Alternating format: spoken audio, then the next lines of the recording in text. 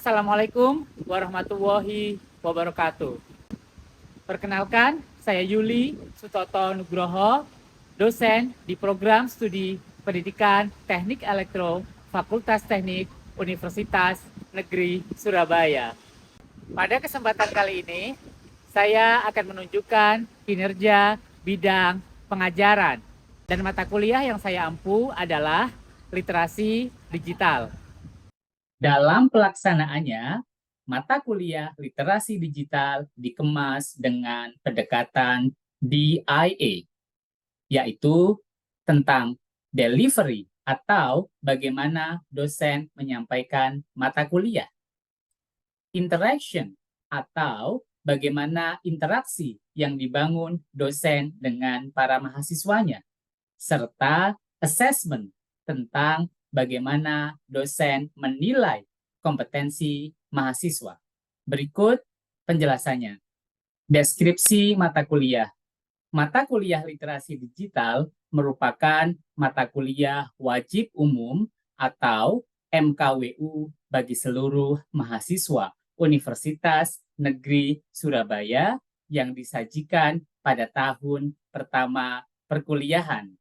Mata kuliah ini membekali mahasiswa mengenai pemahaman tentang dunia digital seperti penggunaan internet dan sosial media dengan bijak, menemukan dan menyaring informasi, implementasi teknologi untuk dunia pendidikan, pemanfaatan software untuk karya tulis ilmiah, penggunaan aplikasi untuk menunjang bidang studi, pembuatan konten berbasis teknologi, pengaplikasian bahasa pemrograman, serta penggunaan teknologi untuk kolaborasi proyek. Kegiatan yang dilakukan selama pembelajaran antara lain praktek, diskusi, presentasi, penugasan individu, dan kolaborasi proyek akhir. Kemampuan yang diharapkan tertuang dalam capaian pembelajaran mata kuliah atau CPMK beserta turunannya. Yang pertama, mahasiswa memiliki sikap bertanggung jawab, peduli, jujur, mampu bekerja sama, dan bijak dalam menggunakan internet dan sosial media. Dengan sub CPMK, yang pertama, memahami konsep literasi digital, mengidentifikasi penelusuran informasi yang menunjang pendidikan dan keilmuan, menemukan dan membandingkan hasil penelusuran literasi digital untuk pengembangan pendidikan, penelitian, sosial media, dan infografis, serta menjelaskan dan membandingkan berita asli dengan palsu atau hoax. CPMK yang kedua, mahasiswa mampu menggunakan teknologi untuk menunjang dunia pendidikan. Yang ketiga, mahasiswa mampu mengimplementasikan penggunaan aplikasi komputer untuk karya ilmiah dan bidang studi. Yang keempat, mahasiswa mampu memahami pemrograman komputer dan implementasinya pada kolaborasi proyek akhir. Selanjutnya, materi pembelajaran. Total pertemuan pada mata kuliah ini adalah 16 dengan rincian sebagai berikut. Pertemuan yang pertama, pengantar literasi digital. Kedua, teknologi untuk penelusuran data dan informasi. Ketiga, literasi digital untuk pengembangan pendidikan, penelitian, sosial media, dan infografis. Kedelapan, ada ujian tengah semester. Pertemuan yang kesembilan, Mendeley Reference Management Software. Kedua belas, pengoperasian program Fotopi. Serta yang ke-16, ujian akhir semester. Lalu, sistem pembelajaran yang dipakai pada mata kuliah literasi digital pada dasarnya menyesuaikan kebijakan kampus mengenai pandemi COVID-19, di mana pada tahun 2019 hingga awal 2020 pembelajaran dilakukan penuh secara luring. Namun, sejak 2020 hingga akhir 2022, pembelajaran sepenuhnya disajikan secara daring. Sedangkan pada micro teaching kali ini dilakukan secara tatap maya karena saya selaku dosen sedang berada di London, Inggris untuk menempuh pendidikan S3. Metode pembelajaran. Mata kuliah ini menggunakan pendekatan project-based learning, di mana outputnya adalah menghasilkan produk dan proyek kolaborasi sesuai ilmu yang telah dipelajari mahasiswa selama mengikuti perkuliahan. Interaksi antara dosen dengan mahasiswa dilakukan dengan metode student-centered learning, di mana dosen bertindak sebagai moderator dan memberikan kebebasan belajar kepada para mahasiswa untuk menyampaikan gagasannya ketika proses pembelajaran dengan mengacu kepada RPS yang telah disusun. Adapun platform yang digunakan untuk menunjang interaksi dosen dengan mahasiswa antara lain Zoom Meeting untuk pertemuan tatap maya, WhatsApp Group untuk berkoordinasi dan diskusi, serta LMS Finesa yang sekarang telah berganti menjadi Cydia untuk pemberian dan pengumpulan tugas. Sistem penilaian. Pada awal perkuliahan, dosen dan mahasiswa telah berdiskusi dan menyepakati kontrak belajar yang mana bobot penilaian akan dilakukan dengan komposisi sebagai berikut. Partisipasi 20%, tugas 30%, UTS 20%, dan UAS 30%. Sistem ini juga mengacu pada kebijakan Universitas Negeri Surabaya. Teknik penilaian menggunakan proyek dan penugasan serta pemberian soal-soal. Indikator penilaian mengacu pada ketercapaian pembelajaran yang telah disusun pada RPS. Selanjutnya, saya akan menyajikan salah satu aktivitas pengajaran, yaitu pertemuan ke-12 dengan materi pengoperasian program Fotopi. Selamat menyaksikan. Assalamualaikum warahmatullahi wabarakatuh. Saya ucapkan terima kasih kepada adik-adik yang sudah hadir pada mata kuliah literasi digital pertemuan ke-12 hari ini. Bagaimana kabarnya? Alhamdulillah baik, Pak. Alhamdulillah baik, Pak. Alhamdulillah. Sebelum kita mulai, mari kita berdoa. Berdoa menurut agama dan kepercayaan masing-masing dimulai. Berdoa selesai. Sebelumnya, izinkan saya melakukan checklist kehadiran menggunakan participant list yang ada di kanal Zoom ini. Baik, saya sudah selesai melakukan presensi kehadiran. Saya ingin jelaskan bahwa pada pertemuan hari ini kita akan belajar mengenai bagaimana mengoperasikan program Fotopi. Jadi nanti kita akan bersama-sama mempraktekkan bagaimana membuat desain menggunakan Fotopi. Sebelumnya, sebagai pembuka, nanti saya akan menyampaikan tujuan pembelajaran. Pada aktivitas inti, nanti bersama-sama kita akan menggunakan website Fotopi untuk mendesain sebuah poster. Jadi saya jelaskan dan teman-teman sekaligus untuk mempraktekkan, sehingga apabila ada yang membingungkan, bisa langsung ditanyakan di situ. Cukup jelas? Jelas, Pak. Baik, baik. Dan nanti sebagai penutup, saya akan memberikan tugas, ya harapannya adik-adik bisa mengeksplor lebih lagi. Pada minggu lalu, saya sudah menyinggung ada beberapa program atau software atau aplikasi yang dapat digunakan untuk mendesain suatu poster atau foto atau yang lainnya. Ada yang masih ingat kira-kira aplikasinya ada apa saja? Ada izin menjawab, Ya, Laras. ada Canva gitu Kak, Pak. Ya, betul, ada Canva. Ya, salah satu pilihannya selain menggunakan Fotopi ada Canva. Ada lagi yang lainnya? Izin menjawab, ada Corel Ya. Draw. Ada Corel Draw, betul Raisa. Ada Canva, ada Corel Draw. Ada lagi? Izin menjawab, Pak, mungkin Photoshop juga. Ada Photoshop juga, Izah, betul. PixArt, ya, betul Ubaid. Jadi bisa menggunakan banyak pilihan. Tujuan pembelajaran pada pertemuan kali ini harapannya mahasiswa mampu mengoperasikan program Fotopi dengan membuat suatu poster. Ada beberapa skills yang nantinya kita bisa pelajari, antara lain membuat tulisan, memberikan gambar, mengganti background, menyimpan file, agar harapannya file tersebut bisa digunakan adik-adik nantinya untuk keperluan yang lain. Misalkan file tersebut ingin diupload di Instagram, atau mungkin ingin diupload di website, dan seterusnya, itu penyimpanannya nanti seperti apa. Karena ada beberapa jenis penyimpanan yang nanti kita bisa pelajari, khususnya format, ya, formatnya berbeda. Nah, ini gambarannya, project yang teman-teman akan kerjakan. Kita akan membuat suatu poster seperti ini. Ini poster selamat datang, ya, ucapan kepada mahasiswa. Ini ada fotonya, ada logo, ada tulisan, dan seterusnya. Nanti bagaimana kita bisa buat bersama-sama. Untuk memperdalam pengetahuan adik-adik dalam mendesain, khususnya menggunakan Fotopi ini, ada beberapa referensi yang kita gunakan, seperti website resminya Fotopi, terus kemudian ada tutorial dari YouTube, dan juga sumber mutakhir lainnya yang bisa dipakai agar nantinya teman-teman bisa mengeksplor program tersebut.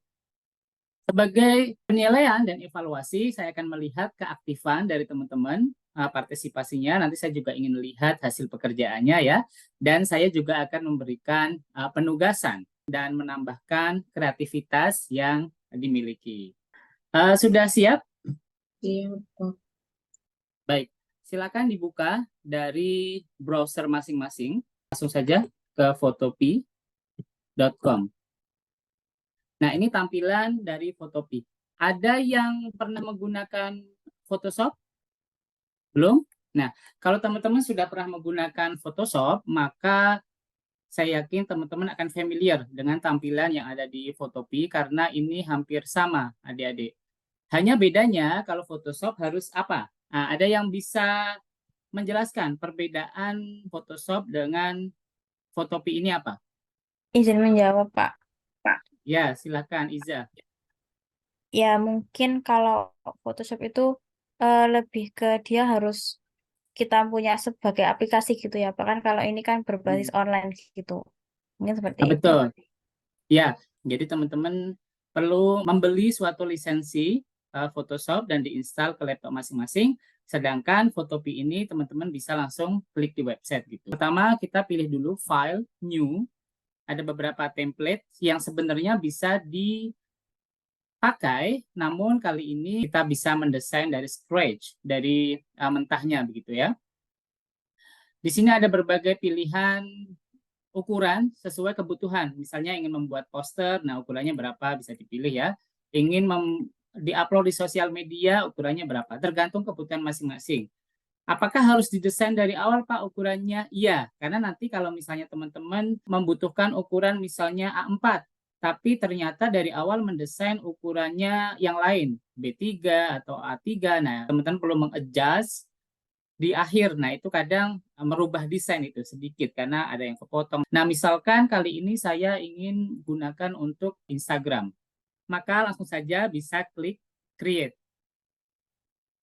Nah, seperti ini tampilan awalnya, ya. Ada yang sudah? Ada yang sudah berhasil? Sudah, Raisa? Ya, teman-teman Iya. yang lain sudah? Sudah, Pak. Oke, sudah, ya.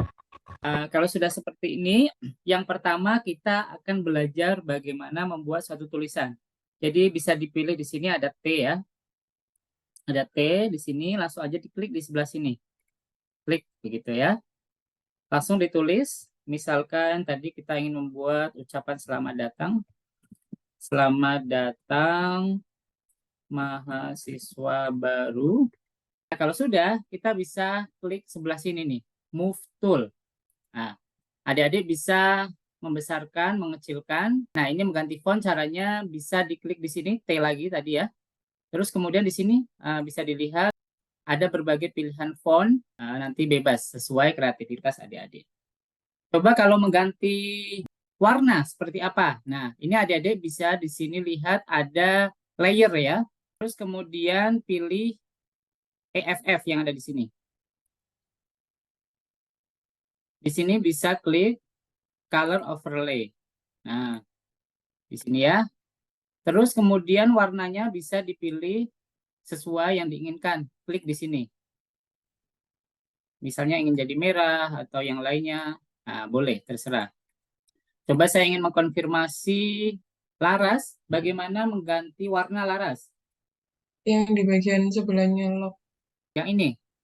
Iya, Oke, yang ini terus pilih yang color.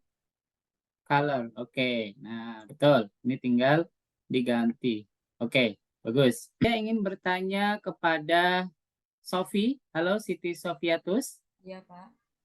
Bagaimana kalau saya ingin membesarkan tulisan ini, selamat datang mahasiswa baru dan seterusnya ini ingin saya besarkan. Pilih yang mana? Kalau saya itu terlebih dahulu itu menekan mengklik yang di layer ini, Pak, yang ada tulisan selamat datang mahasiswa. Kemudian di atas itu yang di menu atas itu ada size yang ada tulisan size itu, Pak. Oh, size ini. Ya, itu bisa diubah sesuai. Oke, betul ya. Ini bisa juga menggunakan ini. Betul, Sofi, terima kasih. Bisa juga kalau misalkan teman-teman menggunakan ini dan ditarik. Jadi ada berbagai pilihan. Sekarang saya ingin menambahkan suatu gambar. Misalnya logo UNESA, kita bisa cari dulu logonya. Logo UNESA PNG. Nah, PNG atau transparan, ya boleh. Kenapa yang transparan? Nah, ada yang bisa menjelaskan kenapa kita pilih yang transparan? Izin menjawab, Pak. Ya, Raisa.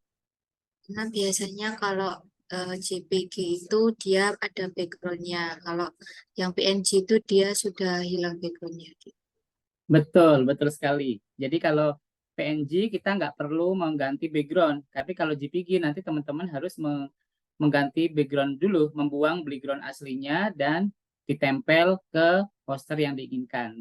Caranya mudah, tinggal klik kanan, copy, lalu paste.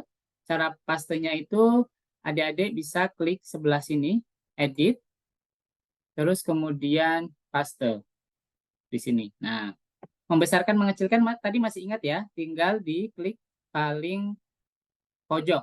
Nah, besar kecilnya nanti bisa disesuaikan. Oke, kita sudah membuat tulisan, bisa menambahkan gambar. Nah, saya ingin sekarang memunculkan suatu orang. Nah, misalnya ada foto rektor atau foto saya boleh di situ ya, untuk ditambahkan di suatu poster. Ini saya ada foto, saya juga sudah kirimkan ke teman-teman. Nah, ini. Nah, lo kok nggak muncul, Pak? Nah, ini karena ada di belakang, di bawah. Kita bisa tarik dulu ke sini. Nah, ke depan gitu ya. Saya ingin background-nya diganti. Caranya gimana? Nah, ini cukup penting teman-teman. Ini perhatikan di sebelah sini. Ini ada berbagai macam tool. Dan kita pilih yang sini, pen. Nah, kita pilih yang pen yang pertama. Bisa mungkin sambil ditulis ya di catatan masing-masing, takutnya lupa. Terus ininya pastikan bahwa fill-nya adalah kosong. Ya, struknya kosong, fill-nya kosong. Agar nanti bisa kita ganti background-nya. Kalau misalkan nggak kosong, nih saya contohkan ya, di sini saya nggak kosongkan, gitu ya. Nah, ini nah itu ada bentuk lainnya. Ya. Nah, kalau ada kesalahan, adik-adik bisa klik Ctrl Z, ini untuk mengundo. Oke, kita besarkan terlebih dahulu. Membesarkan gimana? Membesarkan foto bisa klik Ctrl sama plus. Nah, mengecilkan sebaliknya, Ctrl minus Sama ya. negatif sama minus. Ya, nah ini kita bisa mulai dari ujung sebelah sini. Tinggal klik-klik saja nih teman-teman. Bagian wajah perlu sedikit hati-hati. Nah ini kita lingkarkan. Nah ini bagian penting lagi nih. Sampai ketemu ada 0.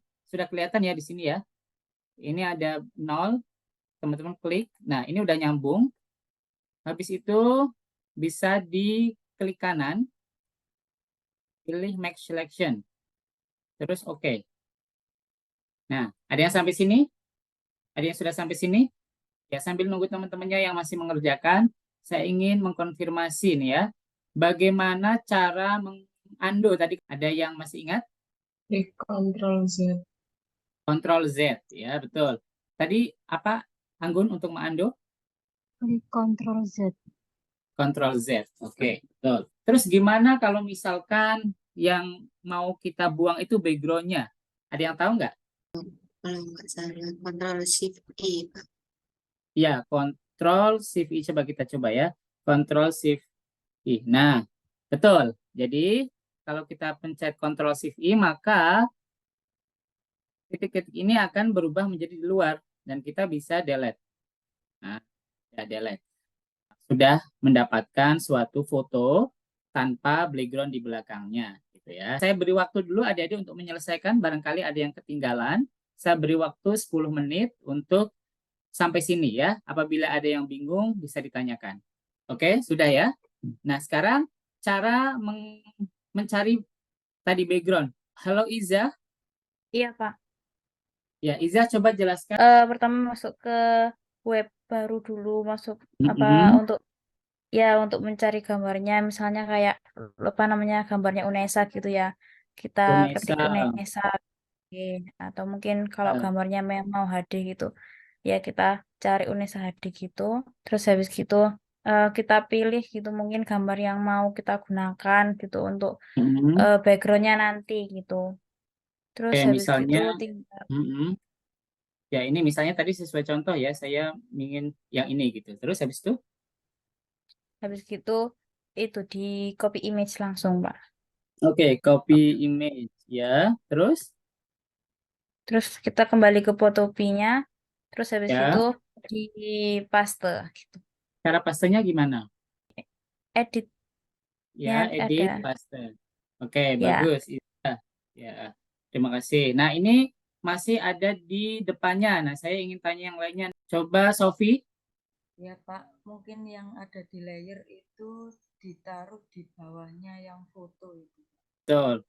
Jadi kita sudah bisa apa aja tadi yang kita sudah lakukan? Tulisan Bapak. Membuat tulisan kita sudah bisa ya. Nanti untuk besar kecilnya disesuaikan dengan kaidah bahasa juga ya.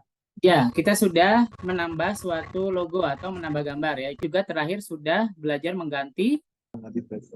Oke, sambil menunggu teman-teman yang masih mengerjakan, silakan saya buka sesi pertanyaan. Mohon izin bertanya, Pak. Ya, Kristanti. Caranya agar memperhalus wajahnya itu gimana, Pak? Agar bisa mulus.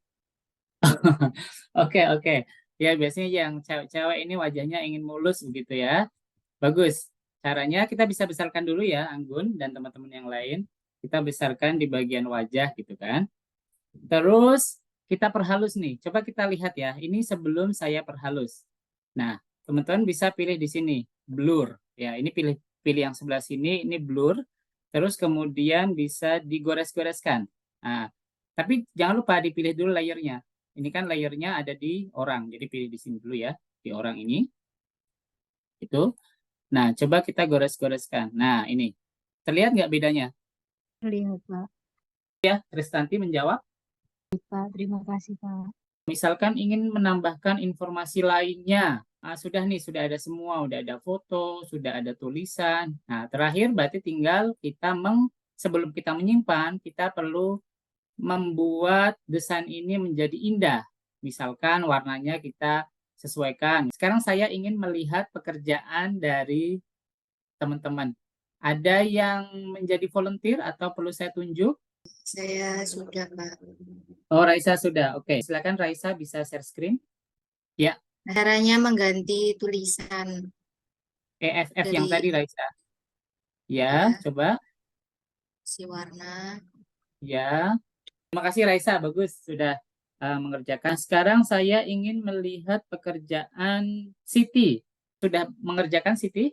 Sudah Pak. Oke, saya ingin lihat boleh? Baik Pak, izin share screen. Iya.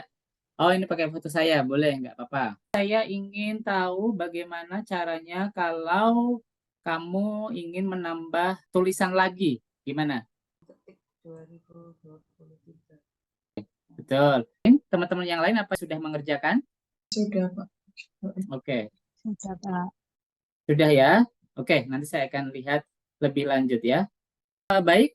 Nah, terakhir kita akan belajar melakukan penyimpanan. Ini perlu diperhatikan bahwa ada dua jenis penyimpanan. Pertama, kita simpan atau save as PSD. Tujuannya agar adik-adik nanti bisa diedit kembali.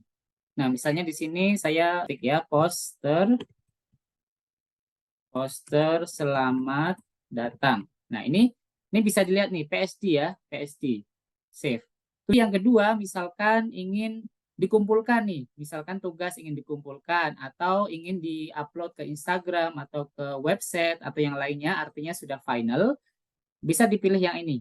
File, kemudian pilih mau yang mana. Nah, biasanya JPG ya. Cukup jelas? Ada pertanyaan? Saya Pak izin bertanya. Ya, silakan Hovifatul. Untuk ukuran filenya lebih besar mana Pak, PSD atau JPG? Oke. Terima Nah, saya akan tunjukkan secara langsung saja biar teman-teman bisa melihat ya. Ini yang JPG 746 kilobyte, sedangkan yang PSD adalah 5.991. Jadi jauh lebih besar PSD gitu ya. Cukup jelas jawabannya? jelas Pak, terima kasih Pak. Oke, terima kasih. Kalau sudah jelas semua, saya ingin memberikan tugas ya, meminta teman-teman untuk merapikan poster yang tadi sudah dibuat hari ini. Dan ditambah kreasi atau ide pribadi. Jadi saya tidak membatasi. Teman-teman ingin dibuat seperti apa silahkan. Tugasnya 1 minggu ya waktunya, akan dikumpulkan sebelum pertemuan minggu depan. Cukup ya 1 minggu ya? Cukup, Pak. Cukup, baik. Cukup jelas tugasnya? Mas, Pak. Terus, Pak. Oke, untuk pertemuan selanjutnya kita akan belajar mengenai mengelola Google Form dan barcode. Silahkan adik-adik bisa membuka-buka dulu, membaca-baca dulu Google Form itu seperti apa dan barcode itu seperti apa, fungsinya seperti apa, sehingga pertemuan selanjutnya kita akan lebih mudah dalam mempelajari pengelolaan Google Form dan juga barcode. Sudah jelas semua atau ada yang ingin disampaikan atau ingin ditanyakan kembali pada pertemuan ke-12 ini? Kalau tidak ada yang ingin ditanyakan lagi, saya ucapkan terima kasih sudah hadir pada mata kuliah literasi digital. Sebelum kita tutup, mari kita berdoa menurut agama dan kepercayaan masing-masing. Berdoa mulai. Berdoa selesai. Saya akhiri. Assalamualaikum warahmatullahi wabarakatuh. Waalaikumsalam warahmatullahi wabarakatuh, Bapak. Terima kasih, Pak. Demikianlah tadi video pengajaran mata kuliah literasi digital. Semoga dapat bermanfaat bagi para mahasiswa secara khusus dan juga bagi masyarakat secara umum. Saya ucapkan terima kasih. Wassalamualaikum warahmatullahi wabarakatuh.